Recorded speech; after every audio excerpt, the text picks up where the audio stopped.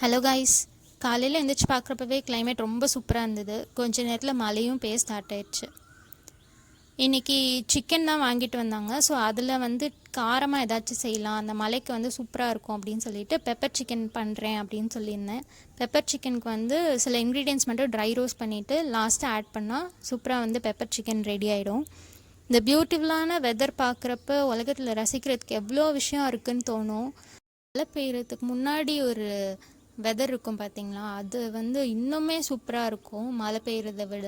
So எப்போயாச்சும் இந்த மழை வரப்போகுது அப்படின்னா நான் உடனே மொட்டை மாடிக்கு போயிடுவேன், போய் வேடிக்கை பார்க்க போயிடுவேன். என்ன தான் இவ்வளோ நேரம் வேடிக்கை பார்க்குற அப்படின்னு கேட்பாங்க. ஆனால் எனக்கு என்னன்னே தெரியல, பார்த்துட்டே உட்காந்து இந்த நேச்சரே வந்து சில விஷயம் நம்மளுக்கு கொடுத்துருக்கு ரசிக்கிறதுக்கு, தெரிஞ்சுக்கிறதுக்கு. அதெல்லாம் விட்டுட்டு நிறைய பேர் ஸ்ட்ரெஸ்ஸாக இருக்குது, டிப்ரெஷனாக இருக்குது, ஒர்க் ப்ரெஷர் இருக்குது அப்படின்னு சொல்லுவாங்க.